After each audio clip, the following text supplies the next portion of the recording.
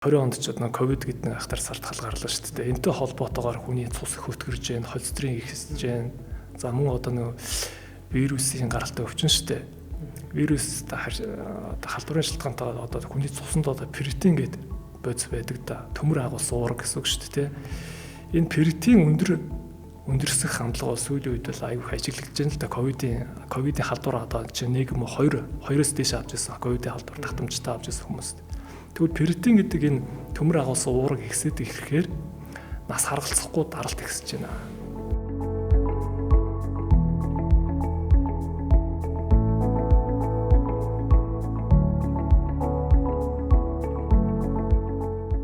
Сайн байцгаана уу, подкаст үзэж байгаа танд энэ цаг үеийн өглөө өдөр орой яг тэр үеийн чинь мэндийг хүргэж байна.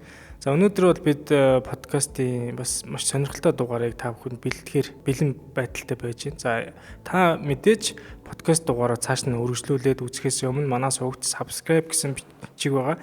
Тэр товчон дээр дарчаарай. Ингийн бол бидний бэлдэж хүргэж байгаа энэ цаг үеийн бүх мэдээлүүд танд мэдээлэл маягаар очдог байх болно.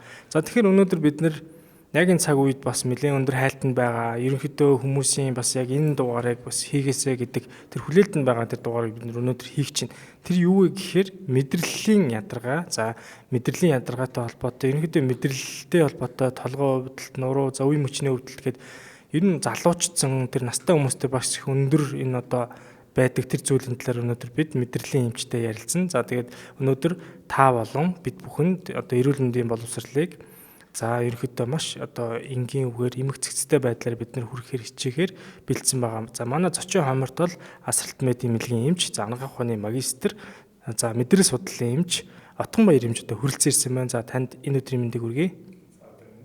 За тэгээ урилга хүлээж авсан баярлалаа. Мэдрэлийн ядаргаа гэдээ яриад сурцсан тий. Тэгээ мэдрэлийн ядаргаа гэдэг хүмүүс нөгөө л нэг одоо амьдралын одоо тий итгэхгүй болох ядрах, сулдах тэгээд нэг өөрөөсөө бас шалтгаалж өөрөөс их ядраадах шиг байгаа.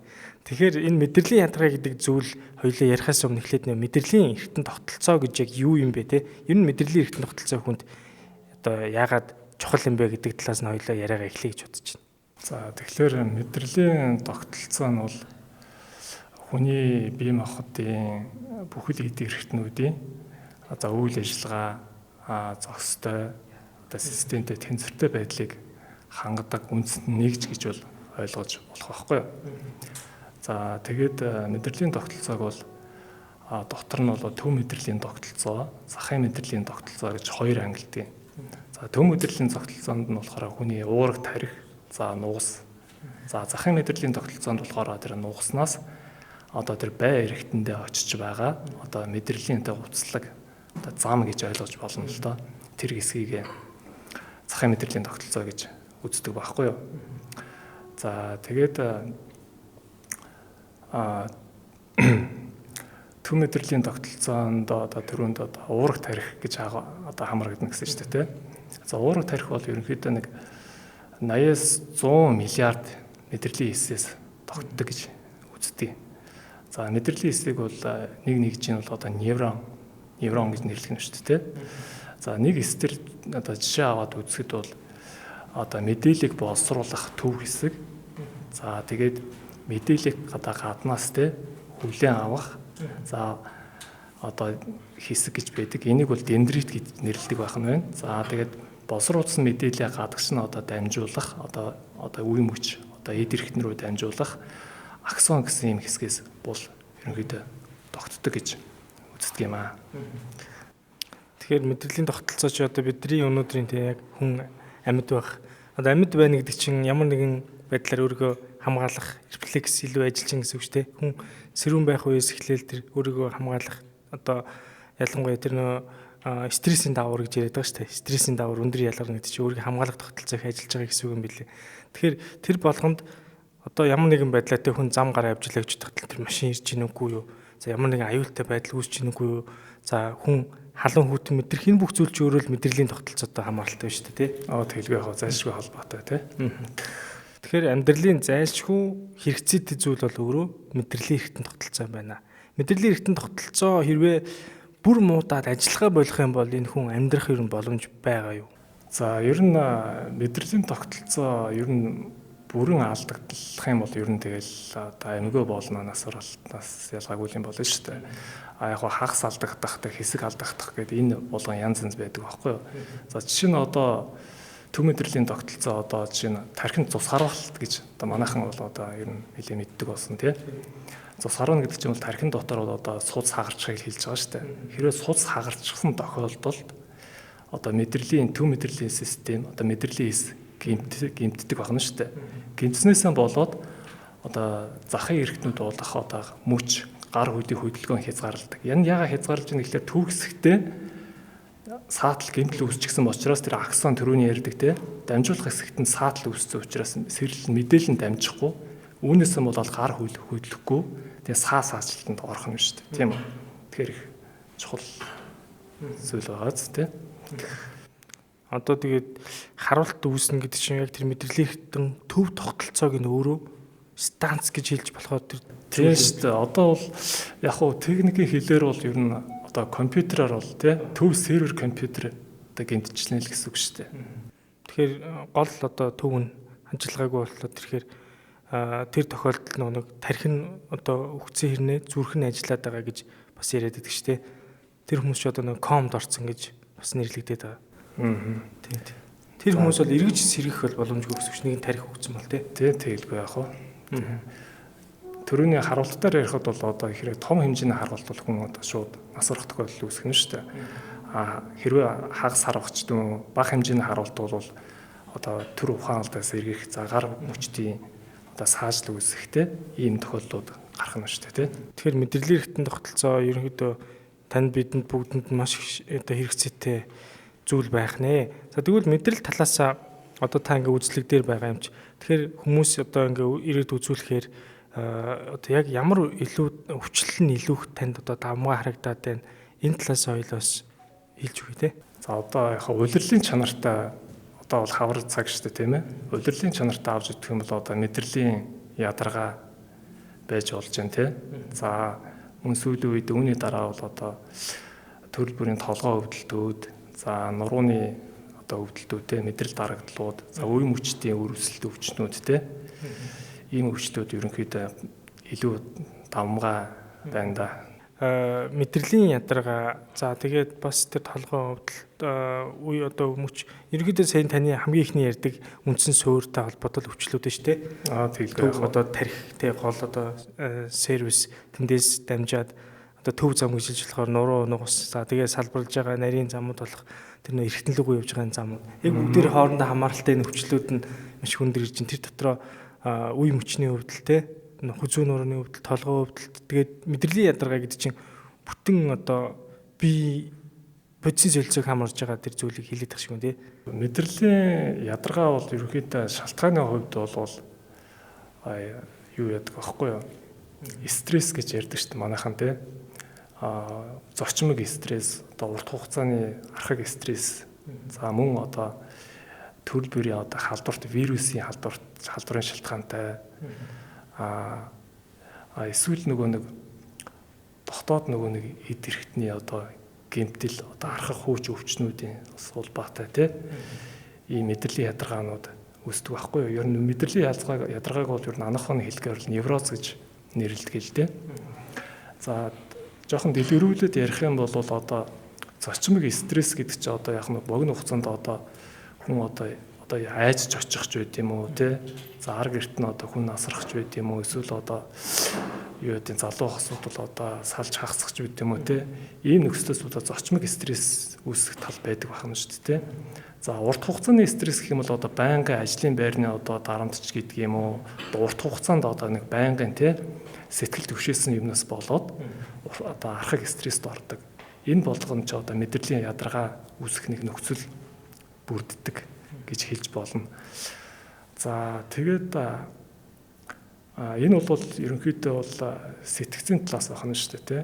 За би эргэтний одоо архах хууч өвчин одоо түрүүнд ярьсан одоо элегний хавдарч гэдэг юм уу, цирроз гэдэг юм уу тий. Одоо зүрхний одоо шигдэс гэдэг юм уу одоо нэг урт хугацаанд үргэлжилсэн одоо эд эрхтний гэмтлээс болоод хүний одоо мэдрэл ядардаг байна шүү дээ. Тэрлүү байнгын сэрлийн дамжуулаад тахад нөгөөдг нь хэвэн одоо ажиллахгүй бие физиологийнхаа хэвэн үйл ажиллагаа хангаж чадахгүйгаас болоод одоо мэдрэлийн систем ядарч эхэлдэг байх юм шүү дээ. Үүнээс болоод бас бие организмын гэмтлийн шалтгаантайгаар невроз бас үүсэж болно гэж бас үздэг байхгүй юу? Мэдрэлийн ядаргаа үүсэж байгаа хоёр том үндэс шалтгаан байна те. Яг тийм тэгж ойлгож байна. Стресс ялангуяа одоо тэр нөө шийдвэрлэж чадаагүй асуудал гэдэг зүйл байдаг те, хүнд ингээд байнгын л ингээд хэрэгэнд нь ингээд явж лээдэг. Тийм бодолтой удаа явах юм бол хүн мэдрэлийн ядаргаанд орхон. За тэгвэл хоёулаа энэ ер нь яг энэ одоо шинж тэмдгүүд илрүүл та ер нь мэдрэлийн ядаргаа байх магадлал маш өндөр шүү гэдэг тэр таних шинж тэмдгийг та бас хэлж өгөөч. За ер нь мэдрэлийн ядаргаа бол ерөнхийдөө нэг хэд хэдэн шинж тэмдэг илэрдэг л дээ. За сэтгцийн талаас бол одоо ингээд нойргуудах тийм үү. За сэтгэл санаа төгшрөхтэй, айдас төвшөрт давтах иймэрхүү шинж тэмдэг илэрдэг. За бие махбодын одоо эргэтэн системийн талаас нэг жоохон сөрөг нөлөө нь болохоор зүрх дэлсэх тий. За тэгээ амьсгаадах, даралт ихсэх ийм шинж тэмдгүүдээр илэрдэг байх юм шүү дээ тий. За ийм шинж тэмдгүүд илрээ. За тэгээ мөн бас нөгөө нэг оюун ухаан одоо ажлын чадамж буурах тий. Ой ухаан сулрах шүү гэдэг юм уу, юм их мартдаг шүү дээ зарим хүмүүс гинтхэн тий. Энэ тохиолдолд бол өөрөөгөө юм бол ер нь одоо невроз буюу мэдрэлийн ядаргаанд одоо ер нь ойртоод байна, орсон байх магадaltaй гэж үзэх хэрэгтэй байна шүү дээ. Тэгээд энэ тохиолдолд бол аль болохоор одоо өөрийгөө удирдах одоо тэгээд дасгал хөдөлгөөн хийх ч байд юм уу, эсвэл бүр өөрийгөө шийдвэрлэж чадахгүй мэрэгжлийн хүнд хандах ч байд юм уу. Тий, арга хэмжээ авах зөв л дөө. Маш тийм сонирхолтой байна тий. Мартаж санах зүйл одоо жишээлбэл нөө хүмүүс яадаг штэ би машин надад өгчлөө гэрийнхээ пилэдгийг салгалуу ч юм уу тийм ингээ гинт нэг юм утсаа авлуу ч юм уу нэг юм тэр зүйл нэг айгүй ойрхон хүний амьдрал их ойрхон тохиолдод байдаг шүү дээ. Тэр зүйл тохиолдод байвал тэр хүн бас нөө мэдрэлийн одоо их өндөр ачаалал мэдрэлийн ядаргаатай байх магадлал өндөр байгаа юм шүү дээ. Тийм шүү дээ. Одоо энэ мэдрэлийн ядаргаа невроз гэдэг чинь бас нэг сэтгцэл нэг хэлбэр шүү дээ. Өвчний нэг хэлбэр байхгүй хөнгөн хэлбэр байхгүй юу? Тийм. Тэгэхээр ерөнхийдөө юм ойр орхон мартаж санаад байна гэж чинь байнгын тэг удаан хугацаанд автагдсан тийм сөрөг нөлөө стрессээс болоод хүний мэдрэлийн систем хямарж штэ тий. Тэгэхээр энэ шин тэмдэг илэрч байгаа. Бүр одоо яг хүндрсэн тохиолдолд бол бүр одоо бүр ухаан алдах. За бүр хараагүй болох. Тийм ээ. Бүр гар хөдөлгөөнгөө болох. Бүр ийм шин тэмдэг чи илэрч болдог штэ. Одоо манайхан бол одоо хар яриагаар ярьдаг штэ нөгөө нэг одоо нөгөө гинтгийн одоо зочмог айснаас болоод нэг клапан хаагдах гэдэг юм уу те гэж ярьдаг штэ те. Энэ бол бас нэг зочмог стресст нэг өртсний нэг хэлбэр байхгүй тэгж ойлгож болно. Хэрвээ яг хөө тэгээд энэ шалтгааныхаа үндсэн нөлөөг арилгаж чадах юм бол одоо буцаад хараа орох ч үгүй юм хөл гарна хөдөлдөг болох те. Иймэрхүү энэ бол яг богино хугацаанд бол үргэлжлэдэг байхгүй урт хугацаанд ингээд цаашдаа үргэлжлээд байгаа юм биш л дээ. Стресс үүсээд байгаа тэр невроз үүсгээд байгаа нөхцөлийг арилгачих юм бол буцаад хэвийн байдалтай ордог байх юм шүү дээ тий. Аль болох хин нэг стресс төлөхгүй тайван байлгах тухайн хүн ч гэсэн өөрөө стресстгүй зүйл дээр стресстгүй байх нь их чухал юм биш үү? Тий яг үнэн тэгж ойлгож болно тий. Би нөө сэтгэл зүйч Наранбаатар ахтаас өмнө ярилцж ирсэн тий. Одоо Наранбаатар ахт гэж хэлжсэн байхгүй. Стрессийг хоёр ангилнаа.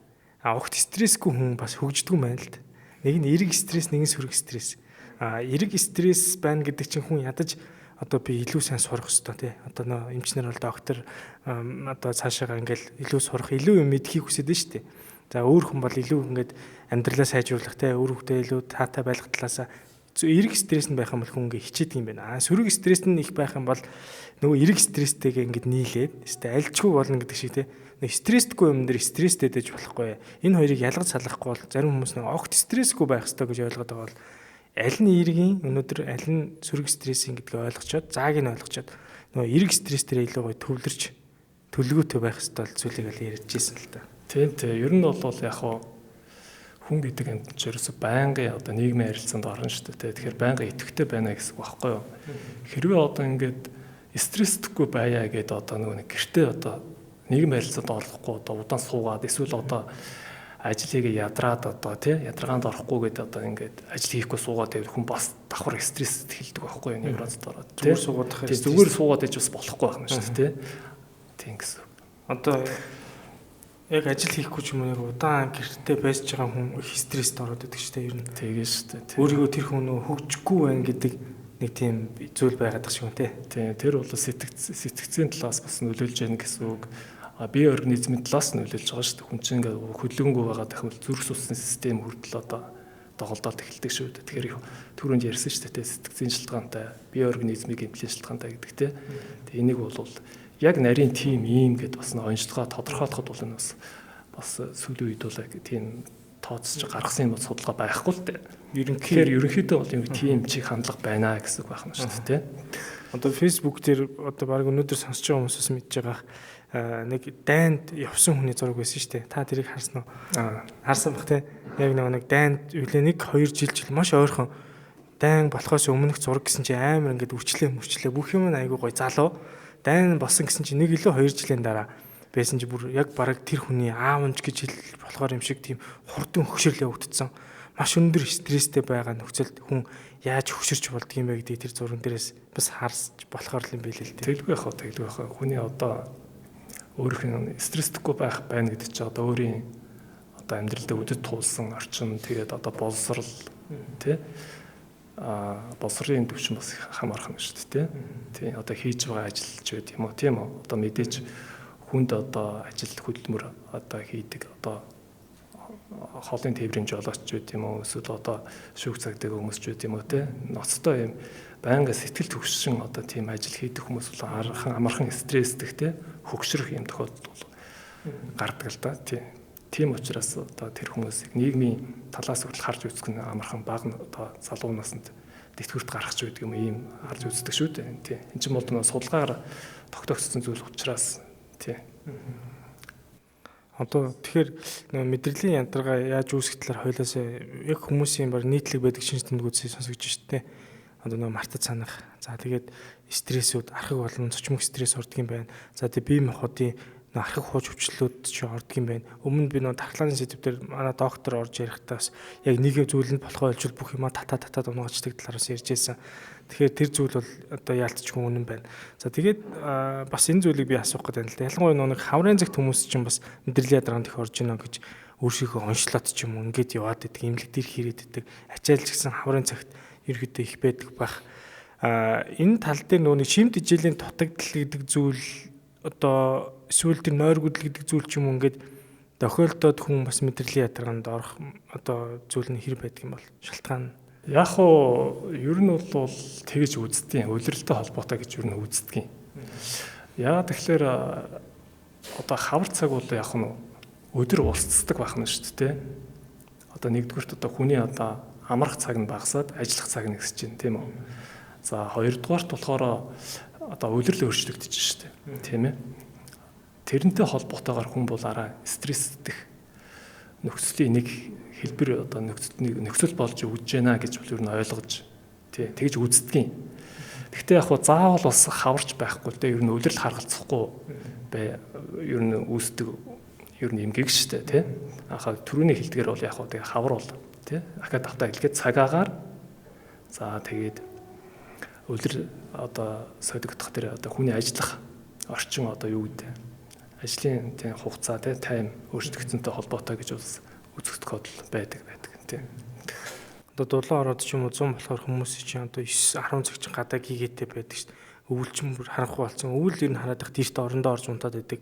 100 чинь бүр 12 1 гэж хүмүүс баг орондоо орж унтаад байгаа ч юм уу тийм байдал. Тэгээ өглөө эрт нар манд чинь тэр зүйл бол нөлөөлж чинь тий. Тэгэлгүй яг хоо ер нь бол тийм шүү дээ. Яг хоо өвлийн цагаар бол угаасаа өвлийн шүн тий цаг илүү урт байдаг шүү дээ. Энтэй холбоотой энийгээ дагаад хүн илүү их унтж амрах тий. Мөн одоо ингээд эрт одоо харанхуй болохоор ч угаасаа хүний гэрэл мэдрэхгүй тий. Харанхуйг мэдрэнгүүт угаасаа тархинд чинь одоо за унтхан шүү гэсэн тийм тохиол сэрэл өгөөд идэг байхгүй юу. Тэгээ тэрийг нь дагж иж бас болно гэсэн үг. Яг хөө хүмүүс бол одоо юу яадаг л да өөрсдөө бас нөгөө нэг ажил хөдөлмөрөөр зохицуулна гэдэг чинь одоо эрт урт ундаж амрах ч байт юм уу. Хүн зохиомлоор өөрийгөө стресс тохиол байдаг шүү дээ. Одоо нэг тогтмол цагтаа унтахгүй те. Одоо шүүн одоо удаан цагаар суух ч байт юм уу те. Энэ минь бас нөлөөлж болно. Тэгэхээр энэ тохиолдолд бол айгу улирлын юу бол нөлөөлөхгүй байгаа зү те. Тухайн хувь хүнээс өөрөөс нь хамаарч байна гэсэн үг байхгүй юу. Тэгэхээр нөгөө нэг таны сайн хэлдгээр одоо жишээл байгалийн гэрэл одоо багасаад ирэхээр хүн ерөөдөө унтаад төхөд ирэхээр одоо гэрлийг жисэн бүдгсхээ гэдэг зүйлийг одоо нойрны бас манай дугаарт орсон доктор маань ус ярьжсэн. Тэн дээр болохоор яг нөгөө нэг гэрэл одоо гадаа гэрэл гэдэг зүйл чинь ингээд одоо нар өсөндөө шүн богиносоод өдөр буцаад шүү дээ. Тэгэхээр нөгөө нэг орой болохоор хүн цаанаасаа нөгөө нойр нь хүрээд мелатонин гэдэг даавар буюу нойрны даавар нь их өндөр ялгараад кортизол буюу нөө стресс буюу хүн сэрүүн байх үед илүүхээр одоо цуснд ялгарч байгаа тэр кортизол гэдэг даавар нь гэрэл одоо илүү гарах үеэс эхлээд өглөө 6 цагаас ч юм уу график нь өндөр өсөд мелатонин зөрж буураад ингээд сүүлжлээд яваад байдаг. Тэр зүйл ч гэсэн яг яалтчгүй улирал солигдож байгаатай холбоотой мэдрэлийн ядаргаандас тохиолдоод байгаа шиг юм тий. Тэглгүй яхаа нөлөөлнө. Ер нь яхаа мелатонин гэдэг бол ерөнхийдөө одоо хүний одоо нойрны үндсэн юу шүү дээ. Таавар шүү дээ. Яг хөө тэгээд насжилттай холбоотой нэмээд ярихад те 40 ба 45-аас дээш наснд мелатонин угаасаа нас ах тусам багасаад ирдэг байхгүй. Үүнтэй холбоотойгоор бас нойр гүйдлийн нэг шалтгаан болж өгнө шүү дээ тийм ээ. Тэгэхээр нөгөө настай хүмүүс ч бас нөгөө мэдрэлийн ядарганд илүү ороод байгаа гэдэг чинь бас өөрсдөө цаанаасаа тэр зүйл бий болох бас нэг шалтгаан бий болж байна гэсэн үг шүү дээ. Тэгэлгүй яг хоо ер нь удаад мелатонин төрөө хийсэнтэй мелатонин даавар одоо тэр гол нойрны гол нөлөөлөх даавар багасч байна. За бас хоёр дахь өөр бол шалтгаанууд байгаа шүү дээ. Насжилттай холбоотойгоор. За яг 45-аас дээш наснд бол ер нь одоо судас хатуурлын эрчимтэй явагдаж эхэлдэг байхгүй юу. За судас хатуураад эхлэхэр чинь даралт ихсэн тий. Артерийн даралт гэсэн үг шүү дээ. Артерийн даралт ихсээд байхаар угаасаа хүний нойр багасдаг байхгүй юу. Тэр бол судалгаагаар бүр батлагдсан шүү дээ. За одоо жишээ нь одоо зарим настай хүмүүс чинь даралтныхаа ямиг уугаагүй тий мартчихад нэг явсан тохиолдолд даралт нэг 160 170 хүрдэг штэ. Энэ тохиолдолд бол бас яг тэр үедээ нойргүйдэлд орцсонд байдаг байхгүй. Тэгэл даралттай хэмээн болонгууд буцаад нойр нь хийм болдог ч юм уу тий. Тэгэхээр бас олон шалтгаантай байгаа тий. За тэгвэл мэдрэлийн ядарга гэдэг зүйл бол нас хагалцахгүй тохиолдож байна тий. Ялангуяа тань дээр бас энэ зүйлийг би асууя гэж бодоод байгаа. Сүүлийн үед хүүхдүүдийн нөгөө уцсны дэлгэцний хэрэглээ их болчиход байгаа шүү дээ. Тэрнтэй холбоотой яг нэг одоо хүүхдүүдийн нүднийх анивчдаг. За тэгээд нэг одоо унтчихтаа хүртэл уцс ингээд нэг дөнгөс хэрэгээр уцс нэгтгэж юм уу энэ зүйлүүд их ажиглагдж байгаа л да. Тань дээр яг тэр уцс ч юм уу компьютер яг энэ дэлгэцийн хэрэглээтэй хамааралтай мэдрэлийн ядарганд орсон одоо манай бага насны хүүхдүүд маань ер нь хийж ирдэг юм бол энэ тал дээр та бас яг юу гэж анхааруулж хэлмээр байна. Яг мэдрэлийн би ч өөр юм шүү дээ. Энэ тохиолдолд бол яг тиймэрхүү хүүхдүүд харьцангуй цөөхөн ирж исэн. Ер нь бол энэ чинь яг хүүхдийн насныхан бол бүр сэтгцийн хэмжрөө хандах нь илүү зөвлөдөө. Ер нь бол яг түрүүнд хэлжсэн шүү дээ, тэ. Хүн ингээд ороо унтахаар одоо ороо болохоор ингээд нарны гэрэл одоо буураад ханхуу болж шүү дээ. Энэ тохиолдолд хүнд одоо ингээд унтах тийм дохио өгöd ахна шүү дээ, тэр төвөөсөн, тэ. Энэ тохиолдолд ингээд байхад одоо хувц гэрэл, тэ. Ингээд байнга ингээд тоглоод тийм үү. Ингээд хаар чи нөгөө нэг унтах одоо сэрдийн улан багасгаад байна гэсэн үг шүү дээ. Энэс болоод нөгөө янз янзын тийм одоо нүд анивчих тийхч үү тийм үү те янз янзын хүүхд мэдрэлийн ядаргаанд орох те иймэрхүү тохиолдолд ордог байх нь шүү дээ те. Тэгээд бас нөгөө мэдрэлийн ядаргаан дээр бас нөгөө хүүхдүүд орондоо шиг хэмээг байгаад байдаг шүү дээ. Энэ бас яг мэдрэлийн ядаргаагаа илүү холбогдож байна уу? Өөр хэмээг рүү нь холбогдчихдаг уу? За тэр бол их олон шалтгаантай л да. Тий. Одоо зүгээр шууд одоо тэр шээс бэлгийн одоо таньжуулах замын эмгэг байж болно. Эсвэл өөр сэтгцийн бар араа өөр хэлбэр шалтгаантайгаар орондоо шиг ер нь ангилж үздэг л дээ. Тийм энийг бол шууд бас одоо бас тэрнтэй холбож шууд хэлэхэд бас тохиромжгүй яхав. Тэгтээ нөлөөлнө бас тийм. За тэгвэл ерөнхийдөө за мэдрэлийн ядаргаа гэдэг зүйл бол надад нэг иймэрхүү шинж тэмдэг сая өнөөдрийн одоо таны хэлдгээр тэр шинж тэмдгүүд хүнд илэржиж болно. Тэгээ өнөөдөр сонсож байгаа хүмүүсийн хувьд. За тэгвэл энийг яаж онцлуулах юм бэ? Онцлогооны аргыг таас хэлж өгөөч. За яг онцлогооны талаас бол заах нь яг сэтгцийн талаас бол хэрвээ ингээд илэрх юм бол яг багажил шинжилгээнд бол яг тодорхой өөрчлөлтүүд бол гарахгүй шүү дээ. Яг л бай эрэхтэй энэ төр гинтцэн байхгүй учраас энэ зочмог стресс байна шүү дээ. Энэ тохиолдолд ерөөсөө л одоо илэрж байгаа тэрүүний тэр шинж тэмдэг тийм үү? За үзлэг тий үгээр л онцлох юм боломжтой. Яг уу байр ихтэн одоо гимтлүүд одоо чинь одоо ходоодны архаг рүүсүүд илэгний хавдарч байд юм уу, тархины хавдарч байд юм уу? Инээсээ болоод бас неврот стресст орсон байна уу гэд те. Энэ болгоныг ер нь хооронд нь харьцуулж үзэж ижил ер нь оншиг ер нь тавина л да. За хүн тэгээд онцлуулчлаа. За тэгээд энэ хүмүүсийн хувьд бол сая ер нь сая ч гэлтгүй ер нь их ажиглагддаг л да. Одоо ялангуяа хаврын цэгт их өндөр байгаа бах. Тэр юу вэ гэхээр нэг тусал тариа, витамин энэ зүйлүүдийг өөртөө ямар нэгэн байдлаар дур тавьж онш тавиад одоо хин нэгэн би энэ туслыг хэлгсэн ч өстой гоё болцсон шүү дээ гэл те. Хүн болгоны бие физиологи тэр амьдралын хэм маяг одоо тэр онш архаг хууч өвчин стрессийн бүгд харилцан адилхан байгаа шүү дээ. Тэгэхэд хин нэгэн ингээд би нэг хийлгээд энэ их гоё болцсон. Одоо чи хэрэглээд үзгээд би энэ нэг санал болгоод яваад байдаг. Тэгвэл энэ хаврын цагт хүн тэр дуур мэдэж одоо тусал тариа хамаагүй хийлгэх за ян зүрийн одоо тэр эрдэс витамин ч юм ингээд дуур мэдэж хэрэглээд байх энэ нь ер нь яг тэр мэдрэлийн ядаргаа гэж ярьж байгаа тэр эмгэгтэй хэр зохимжтой байдгийн бол та яг нарийн мэрэгжлийн эмч учраас энэ талаас хүмүүс ер нь хэр хин дээр тэгж алддгийн энэ нь ер нь яг хэр ач холбогдолтой гэдгийг таваас хэлж өгч. Яг хүн одоо ингээд удаан хугацаанд ажиллаад тийм үү одоо амралтгүй ажиллах ч байт юм уу те ачаалттай ажилланаас болоод одоо шимс солилцлын одоо бодис солилцооны одоо хямралд ороод дутагдах ч байт эрдзийн дутагдлалд орох ч гэдэм ийм тохиолдолд бол яг хөө витамин хэрэглэхийг бол үгүйсэхгүй л те сүүлийн үед бол яг хөө тэр дундаа манай хөгсчүүд одоо тэтгэврийн насны хүмүүс бол одоо тусал тариа витаминууд одоо төрөлбөр амин хүчлүүд одоо витаминууд байдаг шүү дээ тий. Тэр болгоныг ер нь хэрэглэх их хандлагатай байдаг. Яагаад тэгэхээр энэ насанд бол ихэнхдээ болвол одоо настай хүмүүс нэг ажиллаа ачаал гэдэг ахын байхгүй шүү дээ. Доктор эрэхтэн одоо юу гэдгийг одоо түрүүнд ярьжсэн тий. Одоо артерийн дард тэгсдэг. За артерийн дард тэгснээс болоод одоо тархины одоо эдийн өөрчлөлтөнд орцсон. За зүрх судасны одоо өвчтэй, за элегний одоо янз янзын хавдарч байт юм уу доктор эрэхтэн өөр ямар ч өвчин байж болно шүү дээ хавдар. Ийм суур өвчнүүдтэй энэсэн болоод одоо ядарна шүү дээ тэр хүмүүс. Тэр яг тэр эртнүүд нь одоо үйл ажиллагаагаа хэвийн үйл ажиллагаагаа хангаж чадахгүй учраас яах нь эд эрхтний ядраад эхэлдэг байна шүү дээ. Ийм шалтгаантай тохиолдолд бол дусал тариа хийгээд ямар ч хэрэггүй гэсэн үг.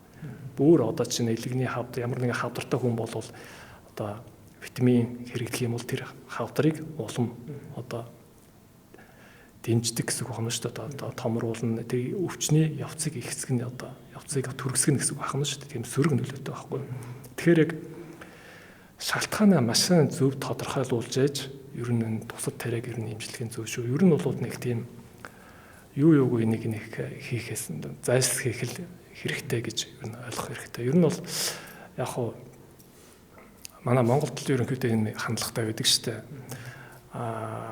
Гадны томоохон орнууд бол одоо чинь одоо Америк, Японд бол хизээч ийм туслыг бол шууд хийхгүй шүү дээ. Заавал эмч үзэж эмчийн заалтаар хийнэ гэсэн. Ер нь ийм ойлголт бол ер нь байдаг бол харагддаг л та.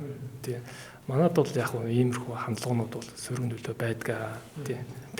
Тэгэхээр бол нэг тийм яарад бол хэрэггүй л гэсэн үг байна шүү дээ.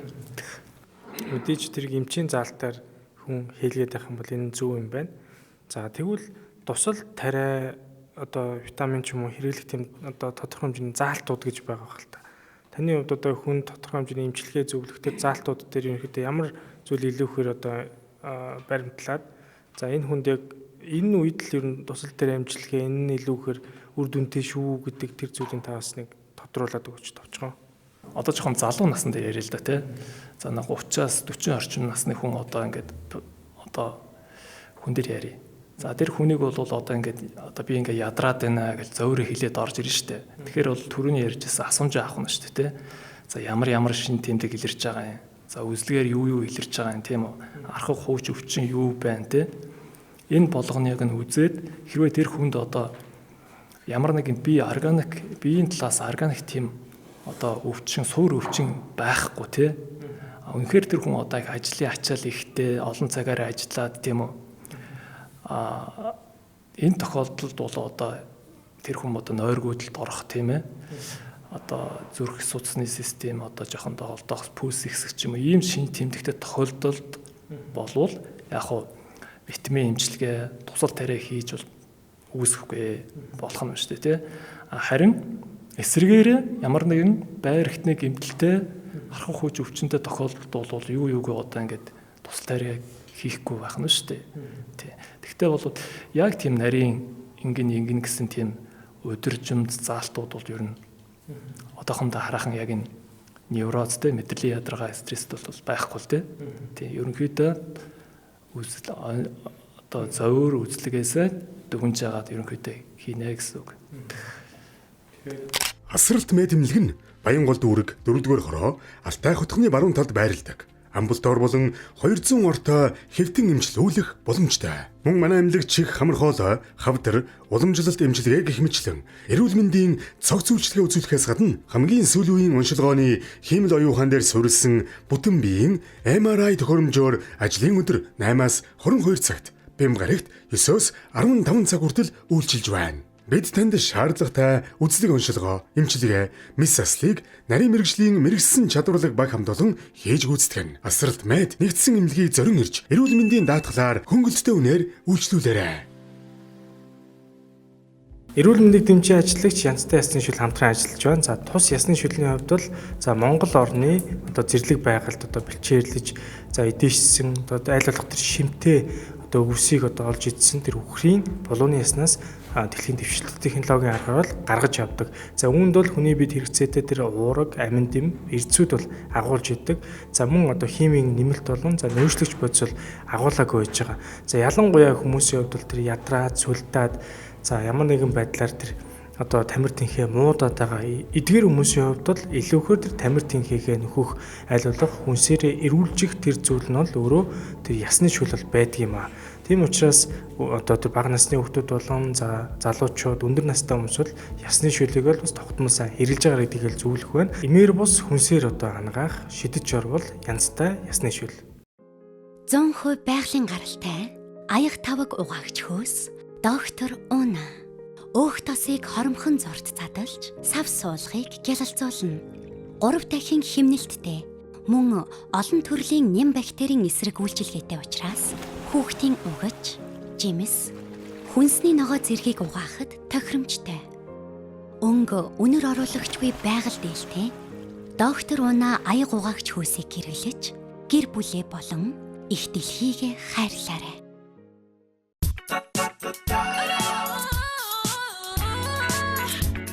Эрч хүчтэй эрүүл амьдрах бидний сонголт.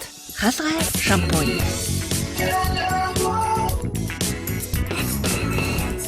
Дөрвөн төрлийн хаалгай шампунийг үснийхээ онцлог тохируулан бид хэрэглэдэг.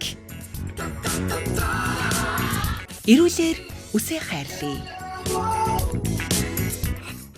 Ер нь ямар ч зүйлийг хэрэглэхдээ хүн илүү ихээр хүнсээрээ хамж болох зүйлийг бид нэр ингэж амьдралын буруу хэмээг өөрөөсөө шалтгааллах зүйлээсээ болоод тэрийг шууд бэлнээр ингээд туслаа ч юм уу шууд судсанд хийчихээ. За шууд ингээд бэлнээр нь аваад хэрэглэчих гэдэг юм уу. Энэ зүйлээс илүүтэйгээр хүнс одоо тэг зөв хэрэглээдэл рүүгээ байвал их зүгээр ах гэж би бас боддتي. Одоо ядаж л монголчууд чинь хаврын цагт одоо сая таны хэлдгээр тэг яг эмч өөрөө зөвлөөгөл бол хүн дуур мэдээж тэр тусал тавиг битгий хийлгэрээ. Би бол хүмүүст илүүхээр ингэж одоо зөвлөхдөө яг сая таны хэлж байгаадаа санал нэг байна. Тэгээ аль хүнс рүүгээ илүү гоё те шимт жилтэй амин дэмтэй одоо аль болох тэр тамир тэнхийг нөхөх одоо ядаж ясны шүлж гэдэг юм Монголд одоо өөрсдөө хэрэгжилж болох айгүй гоё бүтээгдэхүүнүүд байна шүү дээ. Энэ зүйлүүдийг гоё хүнсээрээ дамжуулаад хэрэглүүл зүгээр. Зөв. Ер нь бол хүнсний одоо зохистой хэрэглээ гэдэг чинь тэр аахгүй. Хүнсээ байна, хүнсээ зөв сонгох хэрэгтэй. За мөн одоо амьдралын нөхцөлтэй өөрчлөгч гэдэг юм одоо ядаж агаар салхинд гарах хэрэгтэй тий. Одоо амралтынхаа өдрөөр 7 хоногт нэг удаа амралтынхаа өдрөөртэй нэг агаар салхинд гараад одоо гэр бүлэрээ тий одоо тоглож наадах ч гэдэм үү тий. Аль болохоор тэр урд нь одоо тэр үүсчихсэн тэр стресс үүсгэсэн тий. Тэр нөхцөл байдлыг мартахын тулд тий тиймэрхүү үйл ажиллагаануудыг одоо тогтмол хийж яхах юм бол их зөв. За тэгээд нөгөө тасгал хөдөлгөөн гэж ярьдаг шүү дээ.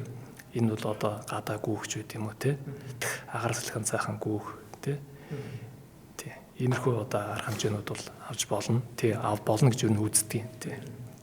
Өдөрт ялангуяа гой долоон орж ийн, гой ногоон үс сухиж ийн. Ногоон харахаж хүн чинь гой тайвширдаг юм байл шүү дээ, тий.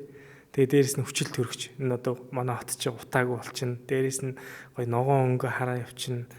Тэгээ жоохон дасгал хөдөлгөөн гэх юм бол тусандаага өндөр кортизолыг чинь бууруулах үүднээс бүх юм нь гой зөгцөөд явчих واخ. Тэгэлгүй яг хаа. Ер нь бол дасгал хөдөлгөөн сайн хийх юм бол хүний зүрхний судасны цохилт ихсдэг гэж үздэг шүү дээ, тий. Энээс эсрэгээл тэр стресс эсрэг тийм одоо үйлчлэгээ үзүүлэх нь шүү дээ.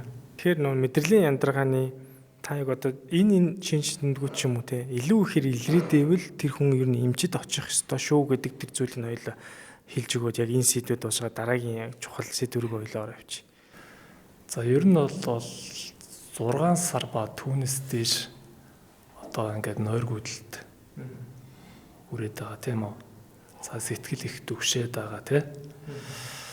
За одоо тэр амийн үзүүлэлтүүд гэж ярьд юм да. Судсан цохилтууд одоо бүр 120 төнөөс дээш ч юм уу даралт ихсээд байгаа. За тэгээд өөрөө хамгийн гол нь энэ стресс үүсэж байгаа нь одоо энэ байдлаа өөрөө зохицуулж чадахгүй тий.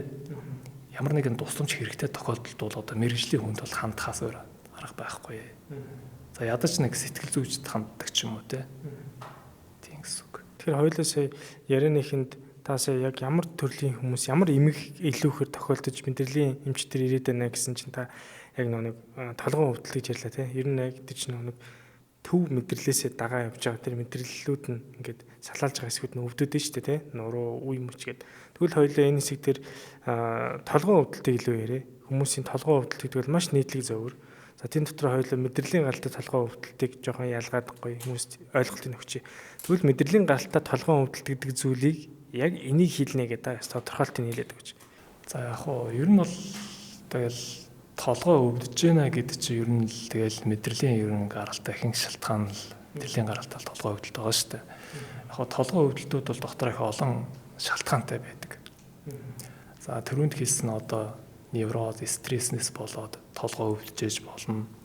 За эсвэл одоо бай эрхтний гэмтлүүд, за одоо артерийн даралт ихснээс болж толгой өвдөж болно. За тэгээд одоо ямар нэгэн эмгэг эсхүүнтэй өөрчлөлтүүд одоо тархины хавдар тий хавдар одоо үүсснээс бол толгой өвдөж болно. За эсвэл одоо ямар нэгэн гэмтлүүдээс толгойд оргисноос толгой өвдөж болох юм шүү дээ, тийм ээ. За тэгээд бүр цаашлах юм бол одоо доктор эрхтнүүдийн шалтгаантайгаар бас толгой өвдөж болно шүү дээ. Одоо жишээ нь эдгний одоо үйл ажиллагааны элэгний архаг дутагдaltaй тий. Энэ тохиолдол бол одоо янз янзын хорт бодисууд их хэмжээгээр агуулгадаад энээс нь шалтгаалаад толгой өвдөж болно тий. За мөн халдвар төвчний шалтгаантай одоо чинь ханиад шухнаа тий вирусын шалтгаантайгаар толгой бас өвдөж болно. Ер нь олон шалтгаантай толгой өвдөлтүүд үүсдэг. Ер нь мэдрэлийн гаралтай толгой өвдөлтийн шинж тэмдгийг та бас хэлж өгч. Энэ дээр нэг давтамж юм уу, хугацаач гэдэг юм уу, яг тэр талаа илүү барьж өвдөлтөмж гэдэг юм уу, тэр нэг онцлогуд байна уу мэдрэлийн гаралтай өвдөлтөнд? За яг хоо толгой өвдөлтүүдийг бол бүр нарийн ангилах юм бол одоо мигрен гэж байдаг л да. Одоо нийт толгой өвдөлтүүдийн бараг 80% эзэлдэг байхгүй юу? За үүн дотроо бол эмэгтэйчүүд илүү давмгай, 3-2 нь эмэгтэйчүүд, 3-1 нь эрэгтэйчүүд гэж үздэг. За энэ тохиолдолд одоо мигрен гэх юм бол одоо шинж тэмдэг нь бол ихэнхдээ толгой таллаж өвддөг. Толгойн нэг талыг өвддөг нь байна шүү дээ. За тэгээд тэр таллаад өвдөж байгаа хэсэгтээ одоо лугшиж өвддөг. За тэгээд нүд рүү цоргих одоо тий нүд халуун өргөмж гэж ярьдаг шүү дээ тий. За мөн даралт ихсэж болно тий. За мөн нойргүйдэлд ордож болно. За энэ нэг ийм хэлбэр байж болно мэдрэлийн гаралтай гэх юм бол тий. За мөн одоо тархины одоо би түрүүнд ярьсан тий хавдар тий. За шинэ хавдар гэх юм бол одоо маш удаан хугацаанд толгой өвдсөн хүмүүс байдаг шүү дээ. Одоо 2-3 жил толгой өвдлөө гэж ярьдаг тий. За энэ бол илэрх шин тэмдэг нь толгой өвдгөөс гадна одоо нүдэнд өөрчлөлт ордог. Одоо нүдний янз янзын саажл одоо нүдэн том бага болох ч үгүй юм. Одоо манайхан чи ярьдаг шүү дээ. Нүдний хядлар хүм явж байна, долир хүм явж байна гэл тий. За ийм нүд гаднах тэгээ ам зам нь мөрөөсөн тий уруул ам нь мөрөх ийм хүн толгой өвдөлт одоо хавсарч байх юм бол ер нь тархины хавдар тий ямар нэгэн толгоонд ямар нэг эзлэхүүнд өөрчлөлт байна гэсэн үг Тий. Тэгэхээр энэ тохиолдолд бол бас эртхэн шиг үзүүлж явах нь бас чухал байх нь шүү дээ. Тэгээд дэдэргүй ярих байхаа зааш нь тий. Толгойн өвдөлтийг хүн тоохгүй яваад байвал хүндрэлүүд нь сая таны хэлдгээр нь хавдар байх боломжтой байх нь шүү дээ. Энэ толгойд яг одоо тийм эзлэх хүн одоо томорж байгаатай холбоотой илэрж байгаа тийм зүйл ер нь хэр нийтлэг тохиолддог юм бол энэ таны ажилтаар яг хавдрын тухайд ярих юм бол харьцангуй бага штэ. Гэхдээ яг хөө дэлхийн түвшинд харьцуулахад бол Монгол бол угаасаа хавдраар бол нэлийн дээгүүр ордог гэдэг нь байнга судалгаа бол та бүхэн сонсч ирсэн байх тий. За тэгвэл нэг хүмүүс чинь толгой өвддөг хүмүүс ер нь дэлхийн л байгаа өнөөдөр одоо энэ подкастыг сонсож байгаа хүмүүсийн ер нь 10 хүн тутмын бараг 7 6 7 толгой өвддөг штэ гэл одоо сонсож байгаа байх. За тэр хүмүүс яадаг вэ гэхээр ямар нэгэн байдлаар тэр одоо мэдрэлийн гаралтай толгой өвдөлтөд имж байдаг юм уу, цитрамонж гэдэг юм уу, өөр юу гэдэг ямар нэгэн юм эмээ сангийн очоод гэрт нь үзэх юм бол баахан хүчин хандах юмуд байдаг. Одоо энэ ер нь бол толгой өвддөг хүмүүсийн одоо эмээ санг очоод үзэхээр тэгж байж идэг. За энэ хүмүүс ингээд өөрийгөө тодорхой хэмжээнд онцлуулах гэж гэдэг юм уу те. За ингээд гайгүй байлгүй дээ. Ер нь хүн болгоны толгой өвддөг штэ гэж яваал им угаал яваад байгаа. За энэ ялангуяа тэр толгой өвдөлтийг намдаах эсвэл өвчин намдаах юм удаан хугацаанд ингэж уугаад яваад байх юм бол өөр ямар тэр хүндрэлүүд байх боломжтой вэ? Ямар шалтгаанаар толгой өвдөд нэг гэлдгээ эхлээд бол тогтоох нь хамгийн чухал л да. Толгой өвдөлтөнд бол одоо үнэхээр одоо шаардлагатай тохиолдолд бол ийм уухаас өөр арга байхгүй. Одоо жишээнд би түрүүнд ярьжсэн мигрен гэдэг өвчин байна шүү дээ. Энэ тохиолдолд бол одоо ихэнхдээ ийм уудаг байхгүй юу? Тий. Тэгэхээр одоо маш удаан хугацаанд ийм уудаг. Ийм хэрвээ яг мигрен бол нэг хэсэг одоо 2-3 сар өвдөд завсарлах тийм үү. Ер нь бол эдгэрдгүй нэг өвчний төрөлд ордог л да. Тэгэхдээ одоо ингээд сэдрээд одоо дараагийн үедээ өвдөх тохиолдолд эмээ уухгүй бол тэр толгой бол улам өвдөн шүү дээ. Одоо жишээ нь одоо бүр эмгийг одоо бүр ухаан алдахч хүндэрч болно. Тийм учраас тэр эмийг бол одоо насан туршдаа одоо ухаас өвдсөн тохиолдолд арга байхгүй. Тэгэхдээ яг би түрүүнд ярьсан те яг зөв онцлох нь чухал.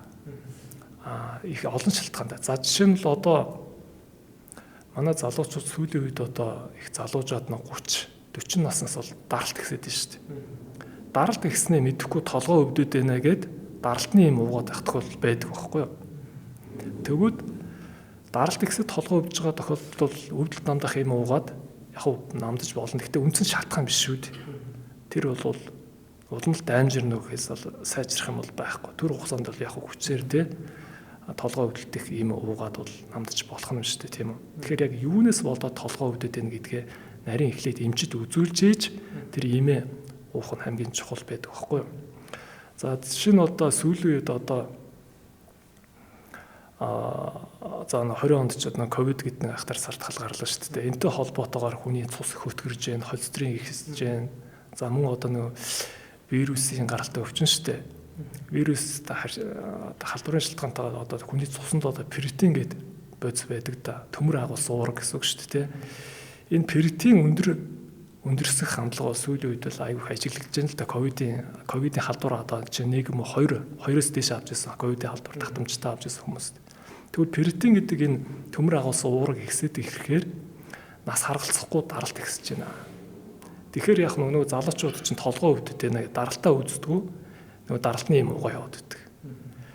Толгойн юм уугаад идэг. Яг зарим нь бол яг үнэхээр даралтны ихссэн байна гэдэг даралтны юм уух тохиолдол байдаг шүү дээ, тийм. Тэгэхээр тэр ферритин гэдэг одоо тэр уургийн хэмжээг бууруулахгүй бол даралт нь одоо байнга өндөр байх тийм үү. Ийм тохиолдлууд бас их гараад ийн л да. Тийм. Тэр нь болохоор таны ажилласнаар ковидын тэр вирусын халдварыг олон удаагийн татамжтай авсан хүмүүс дээр дэлгэхтэй үзлэг дээр илэрч гэсэн үг тий. Яг хоо энэ бол яг хоо зөвхөн манайхаас яриад байгаа ч юм биш л дээ. Ер нь бол ковидоос хойш дэлхийн хэмжээнд маш их эрдэмтэд судалгаанууд явагдаж штэ. Цус өтгөрөхтэй үүнтээс өрөвсөн шалтгаантайгаар одоо хэмний дотоод зөвшөөрлийн одоо үйл ажиллагаа тий. Бодисын үйл ажиллагаа аллагдж байна тий. Хэвийн биш болж байна гэдэг судалгаанууд бол гараад байна л да. Тэрнээсээс одоо ферритин ихсэж байгаа тий. Ийм юмнууд бол гарч байна. Ер нь ферритин уурга ихсээд байна гэдэг чинь ферритин яагаад ихсдэггүй гэхээр хүний биед ямар нэг өрөвсөн шалтгаантайгаар ямар нэг өрөвсөл одоо халдвар төвчин байж болно шүү дээ. Өрөвсөл шалтгаандаа перитийн одоо хэвийнээсээ бол одоо бүр 2 3 бүр 10 дахин тэрнээсээс ихсэн тохиолдол байдаг гараад байгаа байхгүй юу. За мөн одоо яг хуу ахын хэрэглээтэй холбоотой одоо нэг ундны ус одоо нэг манайхан ч нэг одоо пар одоо бидний ус ч одоо тийм зэв идсэн одоо хоол ус дамжуулж хоолоо ч тий өөрөөр хэлбэл маш их төмөр агуулсан байна гэсэн үг шүү дээ. Үүнээс шалтгаалгаар төмөр ихсэж болно тий. За мөн эсвэл хоол хүнстэй холбоотойгоор их хэмжээний мах иддэг тий хүмүүс бол бас перитин ихсэж болдог. Яг юунаас үүсчихсэн, энэс үүссэн гэж бас нарийн тодорхойлоход бас хэцүү л дээ. Ер нь анамны засуумжаар л ер нь явна гэсэн үг. Тий. Толгойн өвдөлтийн тэр дундаа нөгөө толгойн өвдөлт намдах хэмийг бол бас урт хугацаанд мэдээж нарийн мэрэгжлийн эмчийн зөвлөгөөтэйгээр ууж болох нэг хэсэг хүмүүс байна. А нэг хэсэг нь тэр шалтгааныгаа гол тодруулчаад тэрнтэй даралт юм бол даралтны эмээ уухгүй бол толгой бол байнгын л өвдөлтөд явах юм байна.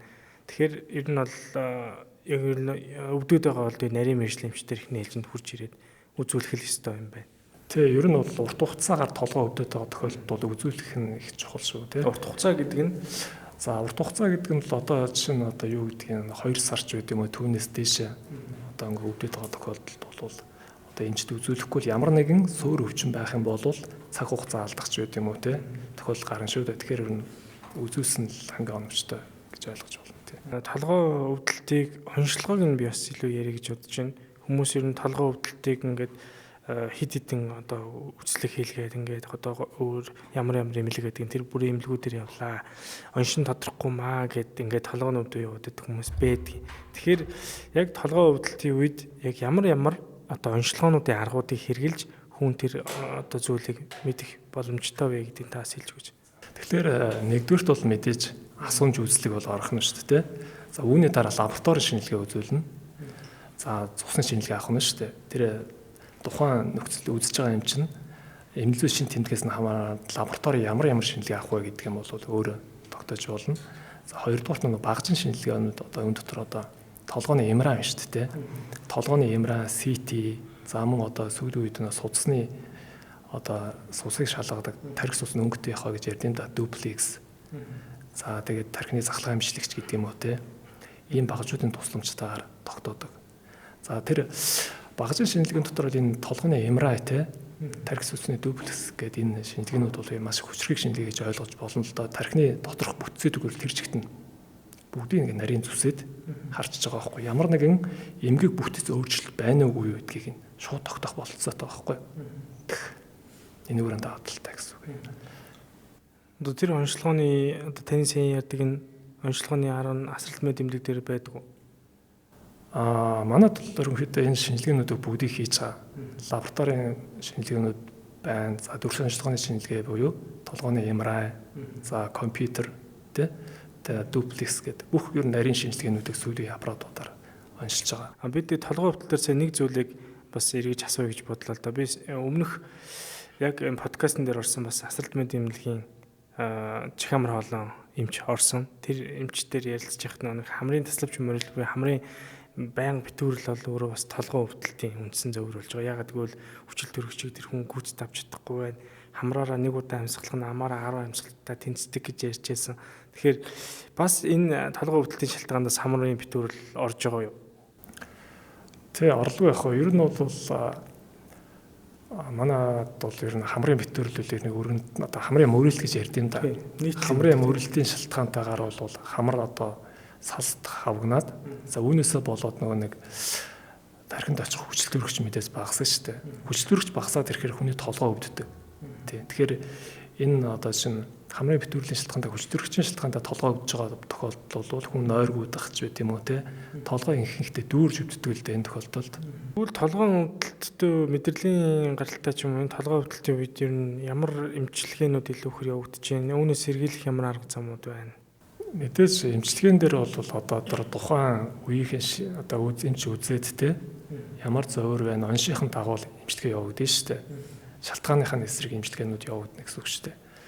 За жишээ нь л одоо артерийн даралт ихсэл сууц гацруулын шалтгаантай артерийн даралт ихссэн тохиолдолд тэр даралт бууруулах одоо тий даралтын эмчин дотор их олон бүлэгтэй байдаг тэр бүлгийн сонгоод артерийн даралтыг бууруулах байд юм уу тий. За жишээ нь мигрен байх юм бол одоо тэр толгой өвдөлтийн эсрэг одоо юмнууд байдаг юм да. Стереот бас өвдөлт дамдаах юм гэж байдаг. Тэр юмнуудыг хэрэглэх. За жишээ нь одоо ямар нэгэн эсгүүнд өөрчлөлттэй тий одоо хавдарч байд юм уу одоо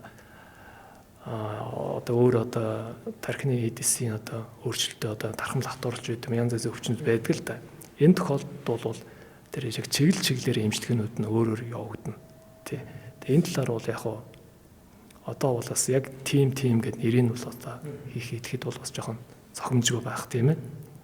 За урьдчилан сэргийлэх үндсэн арга бол ерөөсөө түрүүнд ярьсан шүү дээ. Удаан хугацаанд толгой өвдөд байгаа тохиолдолд эмчд одоо сайн үзүүлж байх.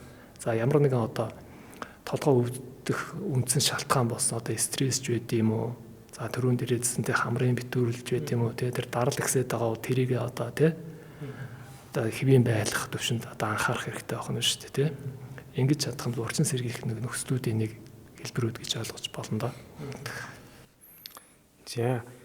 За тэгвэл хоёулаасаа өнөөдөр яг толгойн өвдөлт тал руугаа илүү ярьлаа. Толгойн өвдөлт бол угаасаа нийтлэг байдаг учраас энэ англ заавал ярих зүг байсан. За тэгэхээр одоо хоёулаа нэг ярийн нэхэнд ярьжсэн мэдрэлийн гаралтай, хүзүү, нуруу буюу нөгөө төв зам гэж яриад байгаа шүү дээ. Одоо мэдрэлийн гол тогтолцооны тэр төв зам буюу хүзүү нурууны өвдөлтийн талаар хоёул яриа. Ер нь мэдрэлийн гаралтай, хүзүү нурууны өвдөлт гэж яг юу хэлдэг юм бэ гэдгийг хоёулаа бас хэлж өгье. За тэгэхээр ерөнхийдөө хүний тулгуур эрхтэн гэсэн үг л дээ. За энэ болохоор хүзүү нуруу болохоор сэр нуруу, за бүсгийн нуруу, ууцны хэсэг гэж ингээд хувааж ангилэгддэг байхгүй юу. За нурууны өвдөлтүүд бол ихэнх шалтгаанууд нь одоо юу яадаг мэдрэлийн одоо язгуур гэж ярьд юм да. Одоо нугаснаас гарч байгаа мэдрэлийн язгуур тэр мэдрэлийн ширхэгүүд нь одоо тэр нурууны одоо дискний бүтцийн өөрчлөлтүүдээс одоо манайхан бол одоо суулт гэж ярьдаг өөрчлөлтүүдээс болоод одоо тэр мэдрэлээ нугсанаас гарч байгаа мэдрэлээ дарчих нь шүү дээ. Энэ тохиолдол бол ерөнхийдөө нурууны өвдөлтүүд үүсдэг. Энэ бол ер нь нэг практикт бол маш их өргөн хэмжээний сүйд үедүүд бүр их ихсэж байгаа, их залуучж байгаа өвчин. Өмнө нь бол мэдрэлийн суулт бол нэг 45, 50-аас дээш насны өвчин байсан бол одоо бол энэ насанд тохиолдож байгаа залуучж байна. Өөр 20-д 30 настай залуучууд бол энэ мэдрэлийн суултууд мэдрэлийн дарагдууд их тохиолдож байна. Бүр хаалгаанд орох нөхцлүүд ч их бүрдэж штэ тий. За энэ мэдрэлийн дарал гэдэг чинь одоо өөрөөр хэлбэл амьдралын одоо буруу хэм маяг тийм үү удаан хугацаанд суух хүнд юм өрөх гэх мэтлэнгээс үүсэж штэ. За нэгдүгээрт хоёрдугаарх бол гэмтэл байж болно. За одоо юу гэдэг өндрөөс унахч байт юм а те. За галтарч унахч байт төрөл бүрийн гэмтлийн шалтгаантайгаар нурууны өвдөлтүүд бас үүсэж болно. За мөн одоо ховор тохиолддог л да нуруу нугасны хавдрууд тий. Энэ тохиолдолд бол одоо бас мэдрэлийн дараад одоо энэ хүзүү нурууны өвдөлтүүд бас үүсэж болно. За тэгвэл энэ хүзүүний шохоожилт гэдэг зүйл бас яг сүүлийн үед хүмүүст их тохиолддог болчиход байгаа. Тэгэхээр яг нэг хүзүүний шохоожилт гэдэг зүйлийг миний харж байгаа нөө утас их үзэх тэгээд компьютер дээр ингэж удаан суугч гэдэг юм уу хөдөлгөөний дутагдал гэдэг зүйл их өндөр шалтгаан байгаад байна уу гэдэг зүйлийг таас хэлж өгч. Тийм яг хоо сохоожл одоо эмнэлгийн хэлгээр остеохондроз гэж ярьдаг л да. Тийм ер нь бол таны хэлдгээр бол зөв л дөө. Тийм ер нь удаан хугацаанд суух те. За одоо дасал хөдөлгөөн хийхгүй хөдөлгөөний дутагдалд орох ч байт юм уу. За эсвэл ямар нэг эрдэсийн дутагдалд одоо витаминуудын дутагдал, витамин D, кальцийн дутагдалд ороод ч юм уу те. Өөрөөр хэлбэл бүтцийн өөрчлөлт ороод ирэх юм байна шүү дээ. За энэ тохиолдолд бол одоо хүзүү хөших те. Дагз руугаа дамжиж хатгуулж өгдөх. За гар хүл одоо хоёр гарлуугаан бавлаарах зэрэг юм шинж тэмдгүүд бас илэрж болно тий. Тэгэхээр нөө толгой бас би юу харж ирсэн толгой ч өөрөө нэг дунджаар 5 кг байт юм байлээ. Тэгээд хүн ингээд ялангуяа утас ингээд үзэхээр ингээд тонгоогоод үзчихдэг. Ингээд тонгоогоо үзэхээр нөгөөх нь бараг 5 кг-ийн одоо тэр ачаал нь 25 кг хүртэл тэр ачаал ингэж өгж одоо тэр нь лордоз кифоз гэдэг зөв байрлалууд чинь ингэж алдагдуулдаг юм байлээ тий. Тэгэхээр сүүлийн үед би бол энэ утас үзэх бас их нөлөөлж байгаа болоо гэж бодож байгаа. Хүн яг утас үзэхгүйгээр хөдөлгөөн ингэж хідэн цаг ингэж байх боломжгүй байхгүй тий. Эсвэл ажил мэргэжлийн онцлог бас үүнд байж болох байх л тий. Шүдний эмчч гэдэг юм уу тий. Яг нэг байрлалаар ингэж удаан байдаг ч гэдэг юм уу. Яг уу хүний толгой бол яг уу янз янзын ер нь бол дунджаар нь 2 кг гэж үздэг л дээ. Тэг яг уу 3 кг байж болох байх тий. Тэр утас бол яг уу мэдээж нөлөөлөхгүй байх гэж байхгүй шүү дээ. За тэр хүзүүний одоо тэр остеохондроз одоо мэдрэлийн одоо бүтцийн өөрчлөлтүүд одоо дискнүүдийн бүтцийн өөрчлөлтүүд бол хүний нэг эвгүй байрлалд одоо зөв суухгүй байгаас үүсдэг байхгүй юу. Одоо нэг сүүлийн үеийн одоо залуучууд бол одоо орондоо хэвтээд одоо хэвтрийн байдлаас одоо гидээгээд компьютерийг удаан харах одоо нэг уцаа оролдох ч гэдэг юм компьютер удаан харах ч гэдэг юм зурагтай тэгж хэвтрийн байдалтай үзэх удаан хугацаанд ч тий олон сараар тий нэг бол одоо нэг сүүлийн мотоцикл биш үү залуучууд тий мотоциклд одоо бүр тонгоогоод ингээ хойшоо бүр замаа харахад бол гэдэг шүү дээ. Ийм байралтай удаан сууснаас болоод хүзүүний остеохондроз бүтцийн өөрчлөлт их ордог мэдрэл дарагдлууд их үүсдэг байхгүй юу. Тий. Энэ үл яг их бас ноцтой асуудал та буцаад хэвэндээ ороход бол бас боломжгүй гэмээр хаалгаар шийдэх тохиолдол юм гарна шүү дээ тий. За тэгээд үе мөчний өвдөлт бас их тохиолдож байгаа гэсэн. Тэгэхээр яг үе мөчний мэдрэлийн гарталтай үе мөчний өвдөлтүүд ер нь одоо яг юунаас үүсээд байгаа, ямар шинж тэмдгүүд илэрж байна, ямар насныхан илүү танд ирж үзүүлж байна нь хараад тагт. Үе мөчний өвдөлтүүд бол ерөнхийдөө ер нь яалтчвал насжилттай холбоотой л да. Ер нь 40-с 45-аас дээш насны ихэнхдээ тохиолддог. Яг хөө тэгээд залуу насныхан ч тохиолдож болно. За үе мөчний өвдөлтүүд гэдэг бол одоо жишээ нь бол юу яж болно л да. Одоо ямар нэг өрөвсөлд өвчин одоо чинь мөрний өрөвсөл байлаа гэж бодъё л да тий. Мөрний одоо үений өрөвсөл 2 толгойд болчихсон гэж байдаг. Энд бол ямар нэг вирус халдварын шалтгаантайгаар одоо ингээд мөрний үе өрөвсөх тий. Энэ тохиолдолд бол мөрний үе өрөвсгөөд тэр хавийн бүтцийн өөрчлөлт орох нь шүү дээ. Тэрнээсээ болоод мэдрэлтэй л бүх юм холбоотой байна шүү дээ. Мэдрэл дарагдаа тэр өвдөлт үүсээд байна гэдэг чинь мэдрэлийн зам ямар нэгэн хэмжээгээр дамжуулах зам гэмтээд байна. Одоо саатаад байна л гэсэн үг шүү дээ. Энтэй холбоотойгоор бол тийм өвдөлтүүд бол үүснэ. За мөн одоо энэ бол практикт илүү тохиолддог юм яриад байна шүү дээ тий. Одоо өрөвслүүдийг ярьж байна. За мөн одоо бугуун одоо юу яадаг дохооны үе те дохооны үе өвдөж болж байна. Энэ болохоор нэг мэрэгжлийн шалтгааллах тийм ээ. Одоо юм их удаан хугацаагаар ойдох хүн эсвэл жолоо одоо хоолын тээврд жолоо барьдаг хүмүүс ч үгүй юм уу те дохооны өрөвслүүд үүсэж байна. За мөн одоо тамирчд байж болно. За яг насжилттай холбоотой өндөр насны хүмүүс одоо өвдөгний өрөвслүүд үүсэж болно. Энэ болохоор бүтцийн өөрчлөлтөнд ороод тэр хавийнхаа мэдрэлийг дарах ч байт юм уу те хөдөлгөөн хязгаарлагдах тийм ээ шин тэмдэг нь одоо хөл рүүгээ дамжих ч байт юм уу ул руугаа дамжих янз янзын шин тэмдэг идэрдэг л тий. За тэгэхээр өвдөгний үе ялангуяа тэр өвдөгний үе чи өөрөө уусаа гол тэр бие махбодын бараг 80% дааж байгаа гол одоо цэг байгаа дээ шүү те. Тэгэхээр өвдөгний үений өрөвсөлийн одоо үүсгэж байгаа шалтгаан бол насжилт их өндөр орж байгаа юм байна. Тэгээ мэдээж жингийлүүд л ус орж байгаа байх. За тэгээд яг өвдөгний үений ямар нэгэн одоо өрөвсөл үүсч эхэлж байна гэдэг зөвөр талаас нь шинж тэмдэг ер нь ямар зүйлүүд илэрээд байвал хүн ер нь өөрийгөө өвдөг юм уу за ер нь үе мөчний өрөвсөл гэдэг зүйл надад ер нь үүсч байгаа юм байна да гэдэг тэр мессежийг нь авах бай. За мэдээж яг юу яана өвдөгний өрөвсөлч та тулгуур хэрэгтэй учраас одоо гүйж харахад одоо саадтай болох. За бос суухад одоо дуурахч байт юм уу те янгинж өвдөгч байт юм уу ийм шин тэмдгүүд илэрнэ. За бүр 4 зэрэг болгож хуваадаг байхгүй юу. За бүр 3 4 дугаар шатанд орох юм бол одоо бүр өвдөгний үеийнүүд нь хоорондоо одоо наалтцсан те одоо яснууд нь тийм үү одоо доторх шингэн багасна гэсэн үг шүү дээ. Ингэж хүндрээ таалгаанд орох тохиолдлууд бол гарна. Ер нь бол яг одоо өвдөгч гэхгүй ер нь одоо те түрүүнд ярьсан мөр дохоо те яг бас шалтгаан тийм үү юунаас болоод байна те тэгэхээр эмчтэй бол аль болохоор одоо яг шин тэмдэг илэрч байгаа тохиолдол үзүүлэх нь зөв. Тэгэхээр нөгөө нэг эмийн эмчилгээ тарианд намдаж болно. За бүр хүндэрсэн тохиолдол одоо яалтчгаа одоо тэгээд месцэл хагалгаа яригдах юм шүү дээ тий. Тэгэхээр юм альва өвчнийг бол одоо эрт уужрахаас тийм үү архагшхаас өмнө оншон зөв тогтоолгоод эртгийн эмчилгээ хийж явахгүй бол их хүндрэх тохиолдол ихтэй байдаг. Одоо жишээ нь одоо мөрний өрөвсөлт гэхэд ч одоо ингээд удах юм болвол одоо тэр 2 дугаар булчин гэж ярьдаг юм да, мөрийг одоо хөдлөх тэр одоо урагдчихдаг байхгүй юу. Энэ тохиолдолд одоо мөрөө өргөж чадахгүй тий. Одоо бүр ингээд дээшээ явахгүй тий, одоо ингээд дээшээ гараа өргөж чадахгүй хүмүүс өндөө байдаг шүү дээ.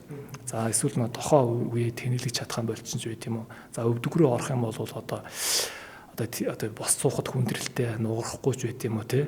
Ийм хүндрэлүүд их үүснэ л дээ. Яг энэ тохиолдолд бол бас одоо их өвдөлт бол маш их байдаг учраас одоо эмээ эмчилгээнд бол тэр болгон одоо хүндэрчүүд дарагдах юм болчих нь шүү дээ. Тэгэхээр энэ тохиолдолд бол одоо яалтчгүй одоо тий хаалгаа яригдах ч байт юм уу тий.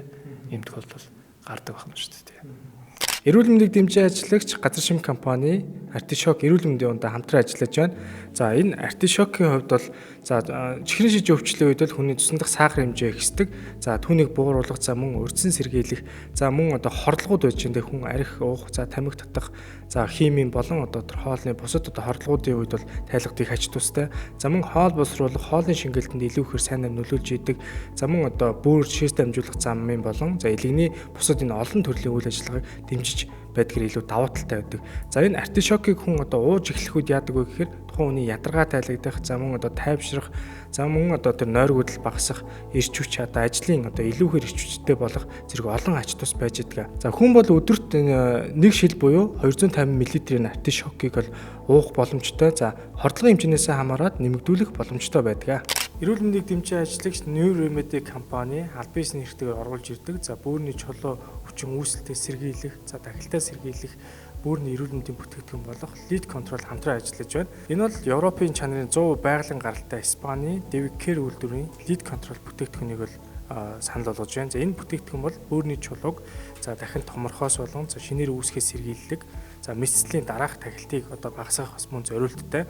За Европын урлагийн нийгэмлэгийн за зөвлөмжөнд орсон найрлагатай эмнэлэг зүйн туршлагаар баталгаажсан. Энэ бүтээгдэхүүнийг бол чихрийн шижинтэй, за тулай, бөөрийн архыг өргөсөлтэй хүмүүс бол хэрэглэхэд аюул байхгүй. За дотор бол одоо 3 төрөл байж байгаа. За илүү дэлгэрэнгүй мэдээлэл болон мэдээллийг цааш нь лавшруулж авахыг хүсвэл яг энэ харагдж байгаа хэсгээс та хүлээж аваарай. Одоо үе мөчний өргөсөлтэй хүмүүс ерөөхдөө яг ингээд одоо эмчит үзүүлэхдээ эхлээд одоо гэмтэл тал руугаа илүү их явж гэнэ, эхлээд шууд мэдрэлийн эмчтэр үзүүлээ явж гэнэ үү? Ер нь бол эхлээд мэдрэлийн эмчт үзүүлээд ер нь шалгуулах нь зөв. Мэдрэлийн талаас ямар нэгэн өөрчлөлт байна уу тий. За тэгээд хэрвээ шаардлагатай бол мэдрэлийн эмч маань гэмтлийн эмч рүү илгээх нь шүү дээ. Эхлээд бол онцлогоо шүү дээ мэдээж тий. Шаардлагатай онцлогоонуудыг хийн. Тэгээд шаардлагатай бол гэмтлийн эмч рүү явуулна тий. Тий. Одоо үе мөчн дээр бас нэг юм тариа хийгээд байх шиг байгаа. Миний яг ойлгосноо тэр гиалураны хүчил гээд тариа байдаг те. Тэр зүйлийг нөгөө үений шингэн илүү нөхөх гэж үйлөө нь хийж байгаа тийм эмнэлгүүд бас байдаг юм байлээ. Тэр юу н хэр ач холбогдолтой юм бол тэр яг эсвэл үр дүнтэй байлаа гэхэд юу н ямар үеийн ч юм уу хүн хийлэхэд зүгээр байдаг юм бол энэ талаас тайлж өгч хүмүүс юу н энэ талаар бас жоохон мэдээлэл баг байдаг. Тэгээ энэ асуултыг бас надаас одоо над руу бас өвчээд би бас танаас өнөөдөр асууя гэж бодсон. Тэгэхээр бол ер нь ганц өвдөгний үечихгүй бусад үеинүүдэд хийж болно л доо. Тэ? Жишээ нь бол яг өвдөгний үеийг асуусан учраас дэлгэрэнгүй ярьж өгье. За ер нь бол нэлээ хүндрээд одоо хөдөлгөөн хязгаарлагдаад тэ эмийн эмчилгээ хийхэд бол одоо өвдөлт амдах эмчилгээнд төдийлөн дарагдахгүй бага тохиолдолд бол заалтаар хийдэг л дээ. Гэхдээ аль болохоор энэ өндөр насанд тэ одоо тэтгэврийн 50-аас дээш насныханд хийвэл илүү зохимжтой. Яа тэгэхээр юу тэрийг хийчгээр тэр одоо 1-2 жилийн дараа нэг тухайн үедээ айгүй сайхан одоо үений хөдөлгөөн одоо өвдөлтөнд намдаад хөдөлгөөний идэвхийг сайжраад эхлэх юм шүү дээ. 1-2 жилийн дараа нэг үений шингэнэ буцаагаад одоо багасгачдаг байхгүй. Үений шингэн бүр одоо бараг байхгүй болно гэсэн. Үйлдвэрлэл нь багасч гэсэн. Одоо бүр багасна гэсэн. Өөрөөр хэлбэл үений шингэн багасчихна шүү дээ. Тэр тарианаас үүдэлтэйгээр. Тийм учраас бол юуг нэг хийгээд ахыг бол нэг дэмждэггүй. За заашгүй заллаар бол яг хаалганы өмнө бол яг хаалгаа хийхээс ч өмнө эхний удаа яг хийгээд үзэж болно өндөр настай хүмүүс бол. Тэгээд одоо бүр хэцүү байгаа тэгвэл 2-3 удаа хийгээд хүндрээд байгаа тохиолдол одоо дараагийн хаалгаа яригдах тохиолдол гарах юм шүү дээ тий. Тэгэхээр бол тэр зам одоо залуу одоо тий 30-40 насны ч юм уу тий бүр 20 ч юм уу тий залуу насны хүмүүс бол юу тэрийг бол хийхийг бол нэг дэмждэггүй шүү тий. Тэг сөрөг нүлээ ихтэй учраас тий. Цаанаас яг тэр үйлдвэрлэх үйл ажиллагаа нь хэвийн физиологи үйл ажиллагаа алдагдчихж байгаа юм биш үү? Ер нь ер нь бол яг хоо нэг хиймэл одоо тийм үений шингэнэл гэсэн үг шүү дээ тий. Тиймэрхүү л гэсэн үг байхгүй. Үе мөчөнд маш сайн гэд Монголын уламжлалт нэг арга байна. Тэр юу вэ гэхээр нэг бүлэг шүрмэстэй малын бүлэг шүрмэс. За тийм стүүж юм байна. Энэ зүйлүүдийг хэрэглэх нь нэг үений одоо тэр уудны эрүүл байдал за тэгээд мөгөөрс юм уу үений шингэний тэр үйл ажиллагааг сайн нөхөж өгдөг гэдэг нь одоо уламжлалт аргууд их байдаг л та. Энэ тал дээр та ер нь хэр одоо тэр тал дээр ямар мэдээлэлтэй байдаг вэ? Хүмүүст ер нь тэгж ер нь хүмүүс их зөвлөд идэг шүү дээ. Тэгэхээр энэ талаар бол яг тийм би бол яг тийм мэдээлэл судалгаа бол уншиж байгаагүй юм байна. Тэгээ энэ талаар бол яг нарийн мэдэхгүй байна тий. Тэгтээ бол мэдээж бас манай ардын үг тий уламжлалт хандахаа хонд бол тийм байдаг юм байлээ. Тэрийг бол бас үгүйсэхгүй байх. Тий. Яг уу энэ саний энийг уламж хандах дээр одоо ер нь орж ийн гэсэн үг шүү дээ. Тал руу. Тийм ундад тал руу орж ийн. Энэ дээр залимд бол нэг нэмээд хэлэхэд одоо сүүлийн үед одоо нурууны өвдөлтүүд одоо нэг залуучууд одоо цаан залуучууд чихгүй хүмүүс одоо нуруу өвддөг хүмүүс одоо барай хийлэгдэг шүү дээ. Одоо чинь мэдрэл нэлээд хэмжээгээр их одоо мэдрэлийн диск одоо бүр зүрхийгээ суут үсээд энэ тохиолдолд бол одоо энийг мэдлгүй барай хийлэгчдэг байхгүй юу нуруу өвдөнгүүт. Тэгэхээр тэр мэдрэлийн суулт улам ихсдэг. Тэгэхээр юуг хамаагүй бас нэг барай хийлгэж болохгүй шүү гэдгийг би одоо бас энэ дадимдуулаад хэлхийг хүсэж байна тий. Яг тэгэхээр одоо чинь миний практикт бол одоо ингээд нуруу өвдөнгүүт барай хийлгээд бүр хүндрээд яалтчгүй шууд зочмог байдлаар яалтаагаар хаалгаанд мэдрэж хилүүлэх хаалгаанд орж байгаа тохиолдлууд их олон тохиолдож байгаа байхгүй юу. Тэгэхээр юу нэг тийм барай хийхийг бол дэмжихгүй шүү. Тий. Яг нөгөө нэг нурууны үе хоорондоо диск мөрсийн бүтцийн өөрчлөлтөнд ороогүй ямар нэгэн одоо антамаа өөрчлөлтөнд ороогүй мөртлөө удаан суугаад одоо олон цагаар ажилласан залуучууд байна шүү дээ. Энэ тохиолдолд нурууныг одоо тэгшдэгч одоо нурууны одоо хоёр талаар булчин явдаг шүү дээ тийм босоо. Нурууны булчин. Энэ булчин бол одоо чангалсан тохиолдолд бол барай хийж болно шүү дээ тий. Харин ясны одоо үе хоорондын бүтцийн өөрчлөлт, гүнзгий өөрчлөлт орсон тохиолдолд барай их бол их буруу шүү. Тий. Тэр хүмүүс тэгэхээр эхний ээлжинд одоо тэр эрдэнэтхэн зурагч гэдэг юм уу? Эхний ээлжинд нуруу өвддөг хүмүүс архаг хууч өвчтөж гэдэг юм уу те? Ер нь нуруу удаан өвддөг хүмүүс л эхний ээлжинд мэдрэлийн эмчтэр хурж ирээд нуруу талаасаа бүтцийн ямар нэгэн өөрчлөлт байхгүйгаа мэдчихэд дараа нь одоо тэр барайцлж гэдэг юм уу эмчилгээ рүү явж болох байх тийм. Яг үнэндээ эхлээд үзүүлээд шаардлагатай шинжилгээнүүдийг хийлгэсний дараа одоо Европ одоо эми эмчилгээнд орох уу, уламжлалт эмчилгээ хийх юм бол одоо юу хийдгийг те зүү хийх үү, одоо барайч хийх юм уу тэр мэрийг шийдсэн зүг шүү. Тэгэхгүй ингээд юу шууд яваад очичдаг. Тэгээд одоо буруудах тохиолдол, хүндрэх тохиолдлууд их гарч байгаа байхгүй юу тий.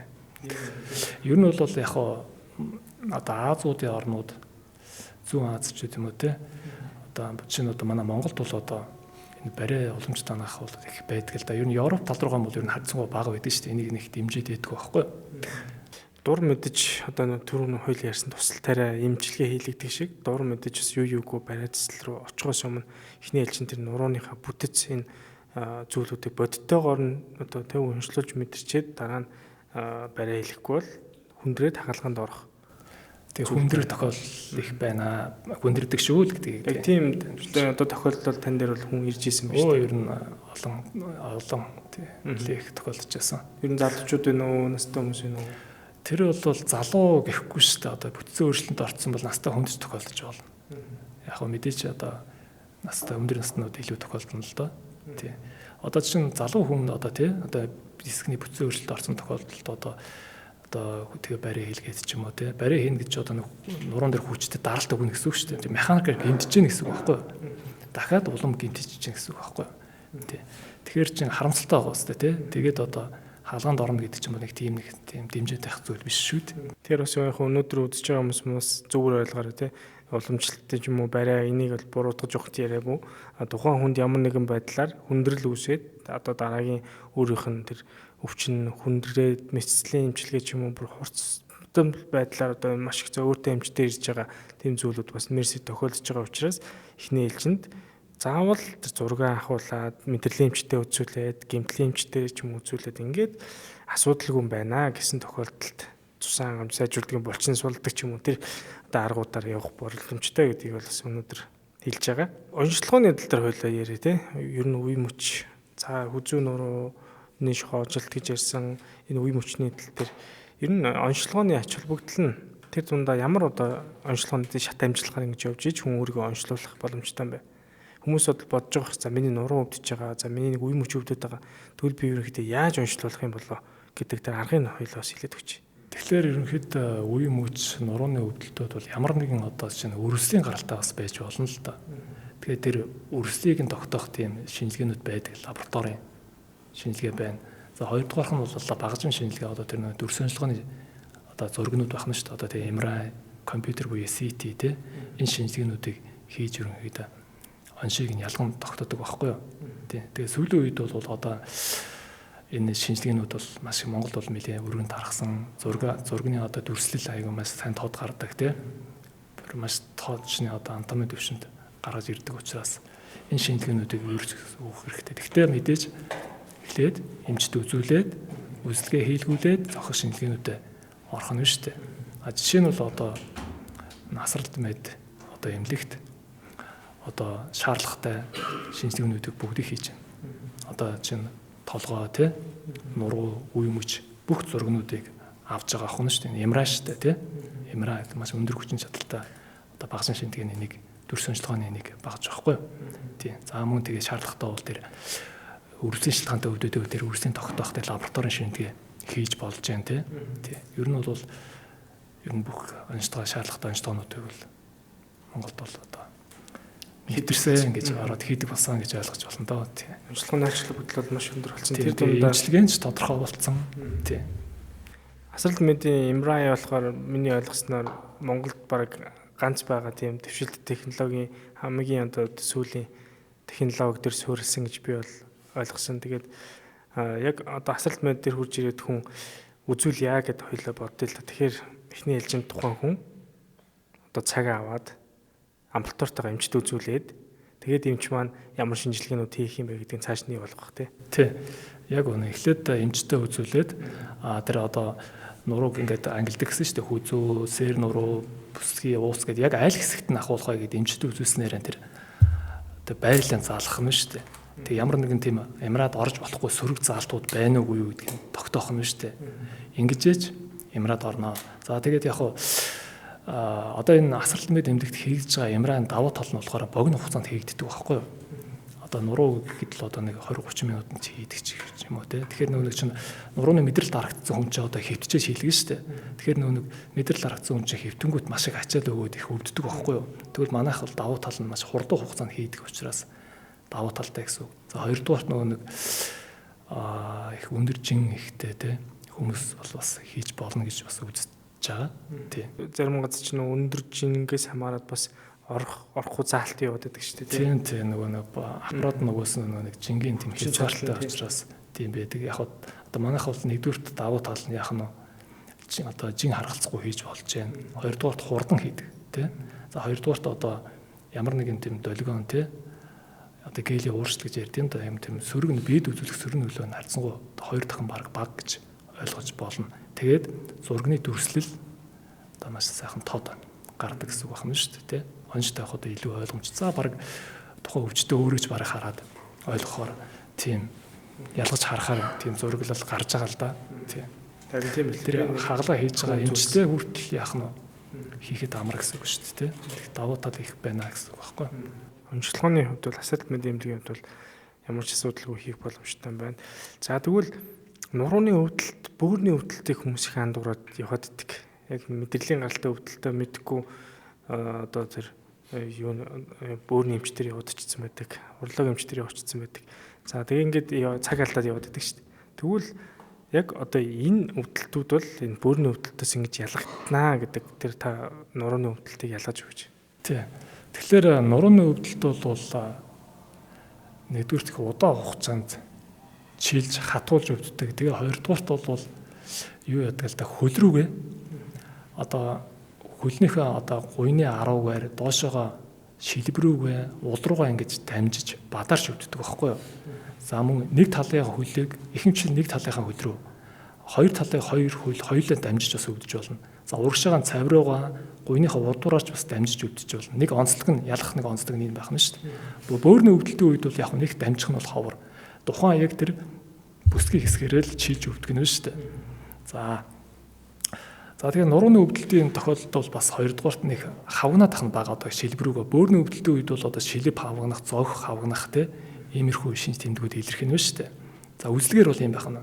За шинжилгээгээр бол нурууны өвдөлтийн үед бол одоо чинь шээсний ерхий шинжилгээнд дээр бол одоо тийм үрслийн цагаан эс энэ төр бол ойшрохгүй байна шүү дээ. А шээс нь одоо бөөрийн одоо ямар нэгэн одоо архаг одоо зочмог үрслийн үед одоо лаборатори шинжилгээ цагаан эс одоо үрслийн шинж илтгэдэг. Цагаан эстэй ихсгч үед юм лаборатори үзүүлэлтүүд бол өөрчлөлтүүд бол гардаг байхгүй юу? Энэгээр ялгаатай ах юм шүү дээ, тий. Тэгэхээр өөрөөр хэлбэл бас эмчтэй үзүүлээл гэсэн үг байна шүү дээ, тий. Тэгжиж тэгэхгүй ингээд бөөрн өвдөж байгаа байж ч одоо өвдөлт намдах юм уугаа яваад хүмүүс байдаг шүү дээ, тий. А эсвэл одоо нуруу өвдөд нөгөө бөөр өвдөдөө нэгээд өрсөлдөөн эсрэг эмчтэй хийгээд идэх ч юм уу. Ямар нэг үзүүлээгүй таамгаар ингээд явахгүй тушуул гэсэн үг байна шүү дээ, тий. Энэ дээр анхаарах хэрэгтэй. Тэгэхээр мэдээж бас эмчтэр очиод ялгаа онцлогыг чи эмч бол хийж өгөөд цаг алдалгүй хурдан үйлчлэх нь. За тэгвэл энэ ерөөхдөө энэ мэдрэлийн гаралтай одоо тэр нуруу үе мөчний өвдөлтөөс юу урдсан сэргийлэхийн тулд та яг ямар зөвлөгөө хүмүүст өгөх вэ? За тэгэхээр ер нь бол одоо амьдралынхаа зөв хөвшилтэд татах хэрэгтэй. А энэ бол юу гэсэн үг вэ гэхээр одоо удаан хугацаанд суухгүй одоо ойрхон одоо 2-3 цагийн зайтад босч одоо дасгал хөдөлгөөн хийх ч байд юм уу тий. За тэгээд хүнд юм огцон өрөхгүй байх хэрэгтэй. Тийм үү. За тэгээд ямар нэгэн гэхдээ бас дасгал хөдөлгөөн одоо за чинь одоо бүр яг нуруу нь өвдсөн хүн байлаа гэж бодъё л да одоо мэдрэлийн дарагдал үүссэн тий. Энэ тохиолдолд бол шууд дасгал хөдөлгөөн хийж болдгоо байхгүй юу. Заавал бие тодорхой хэмжээнд халаах хэрэгтэй. Одоо биеийн халаан гэхээр л одоо нэг заавал хөлсөө гардал бахардж айхтлаа гүүгээд ах шаардлагагүй байхгүй юу. За нэг 200-300 м зөөлөн гүүхтэл хүн бие халж штэ. А энэний дараа тэр дасгал хөдөлгөөнийг хийдэг. А бие халахгүйгээр дасгал хөдөлгөөн ихмэл хэврээ нурууны бүтцийн өөрчлөлт орсон тохиолдолд улам л гэмтээд байна л гэсэн үг байна. За тэгээд хүнд юм өргөхгүй гэхлээр одоо чинь хүнд юм гэхлээр заавал тийм хүнд юм биш штэ. Одоо нэг 2 кг, 5 кг тийм ийм ачааллыг аваад удаан хугацаанд аваад явах юм бол энийг ачаал өгсдөг. А богино хугацаанд одоо ойр зур ингээд тавихад бол нэг ачаал өгсөхгүй шүү дээ, тий. А удаан хугацаанд одоо тэрийг одоо хүнд ачаатай явах юм бол тэрийг ачаал өгдөг шүү, тий. Тэгээ энэ тал дээр анхаарал явуучих хэрэгтэй байна да. Тэгвэл ер нь тэгээд ер нь нурууны өвдөлтөнд бол нэг өртөд байхгүй дээ. Тэр нурууны дискний ялангуяа тэр диск шахагдсан ч юм уу гэх юм уу ийм хүмүүс бас нэг төрнүүкнээс зүгдэд идэг юм байл л дээ. Тэр юу н хэр ачаал бүтэлтэй. Яг гоо тэр бол зөв. Гэхдээ нөгөө би төрөнд хэлсэн шүү дээ. Нөгөө тэр чинь бас нэг дасгалын нэг хэлбэр шүү дээ. Заавал бие халааж ээж хийж болно. Шууд зүгдэх юм бол тэр чинь бас л гэмтлэх нэг нөхцөл байх юм шүү дээ, тий. Тэгтээ бол яг тийм заавал төрнүүкнээс зүгдгсэн тийм стандарт эмчилгээ бол байхгүй шүү. Гэхдээ тэрийг бол бас өгөөсгөж бас болохгүй тий. Яагаад тэгэхээр уламжлалынхаа нэг хэлбэр байдаг шүү дээ. Нурууны татлага матлах гэдээ ярьдаг шүү дээ тий. Тэгэхээр тэр талаасаа ярих юм бол бас өгөөсгөж бол болохгүй. Гэхдээ ямар нэгэн одоо уламжлалын одоо татлагч байд юм уу эсвэл одоо тэр төрнүүкч байд юм уу тий. Тиймэрхүү юм хийхэд тохиол дасгал хөдөлгөөн хийхэд заавал одоо бие халааж ээж тодорхой хэмжээний халааж ээж хийнэ. Бие халаана гэдэг чинь яах нь одоо богино зайд гүүгч байт юм уу те. Энийг бол хүмүүс ойлгож байгаа доо жоохон тийм кард ачаал өгнө л гэсэн үг шүү дээ. Тэгж жаад хийх хэрэгтэй шүү гэдэг. Эрүүл мэндийн энэ дугаар подкаст маань хүрэхэд би болон за манай багийнхан бүгдээр хамтарч ажилладаг. Энийг танд хүрэхэд тодорхой хэмжээний дэмжлэг шаардлагатай. За өнөөдрийн энэ дугаар дээр дэмжиж хамтарч ажиллаж байгаа янзтай ясны шил брэнд хамтарч ажиллаж байгаа. Ерөнхийдөө үхрийн болооны ясны одоо үр дүн одоо энэ агуулгадж байгаа маш олон тэр зүйлүүдийг бид нэр хүнсээрээ эрүүлж яа. Юуг бид нэг ямар нэгэн зүйлээр манай эмчсэн өнөөдөр бас ярьж байгаа тийм. Юугууд ямар нэгэн тусал тариар юуг одоо эмчийн заалтаар л биш бол өөрөө дур мэдэж орохоос өмнө хүнсээрээ эрүүлж яа. Тэр одоо хүнсээрээ эрүүлжих тэр зүйлд бол Монгол хүний бие махбодод яалцчгүй таарах тэр зүйл бол өөрөө үхрийн болооны одоо шимтгшүүл байгаамаа. Тэгэхээр энэ маш олон төрлүүд байгаа юм билээ. Тэгээ энэ дээр одоо бүр унд маягаар ингээд те өдрийн одоо та цайны цагаараа ч юм уу те одоо бас нэг тамиртын хийгээ нөх зорилготойгоор яг энэ зааврын дагуу одоо хийгээд хэрэглэх юм боломжтой байгаа юм байна. Тэгэхээр энэ янзтай ясны шүл брендийн хамт олноос бас танд өнөөдрийн гарын бэлгийг дээжүүдийг ингэж одоо өгж байгаамаа. За баярлалаа. За үндэсний үйлдвэрлэгч Галар Шим одоо компани хамтарч ажиллаж байгаа. За тэр дотор одоо хүмүүсийн бас сайн мэдхээр артишок байж гэн. За тэгээд Галар Шим брендийг бол одоо хүн болгоно л мэдэх үндэсний үйлдвэрлэгч. За энд бас одоо үйлдвэрлэж байгаа тэр брендийн одоо тэр дээж бас энд орсон байгаа. Тэгээд бас зочин эмчтэй бас бэлэг болгож өгье. За дараагийн ивенттгч бол Монкрем одоо компани хамтарч ажиллаж байгаа. Ерөнхийдөө халгаа шампунь гэж бол эмч мэдэх байх тий. Халгаа шампунь одоо маш олон жилийн түүхтэй хүмүүсийн хэрэгэлдэг. За дээрэс нь халгаа Монкрем компани дотроос Доктор Уна брэнд бас энэ дээр хамт байгаа. Доктор Уна брэнд бол яг одоо амны эрүүл мэнд буюу тий шүд. За мөн одоо энэ гар угаагч, хөөсөн саван, за аяга угаагч, хөөсөн саван гэдэг энэ одоо брендүүдийн бүх дээжүүдээс ингээд бас оруулж өгсөн байгаа. За бас энэ хүүхдийн шүдний яв байж гин. За энэ одоо гарын бэлгийг бас одоо зочин эмчтээс гартуулж байна. За бас өнөөдрийн дугаарыг танд хүрэхэд дэмжлэг үзүүлж байгаа дараагийн одоо компани бол New Remedy им одоо хангад нийлүүлэх байгууллага маань хамтарч ажиллаж байна. За өнөөдөр бол энд одоо New Remedy-гийн оруулж ирдэг аль бизнесний эрхтэй одоо бүтээгдэхүүнүүд байж байгаа. Энд одоо тэр олон хэрэгцээтэй хүний биед хэрэгцээтэй тэр амин дэмүүд байж гин. За мөн одоо lead control гэдэг тэр бөөрийн чулуу үүсэлтээс урдсан сэргийлдэг. За мөн одоо бөөрийн хаалганд ороод дахиж одоо чулуу үсгээс урдсан сэргийлдэг тэр одоо lead control одоо бүтээгдэхүүн хамтран ажиллаж байгаа. Тэгээд зочин эмчтэй бас өгье.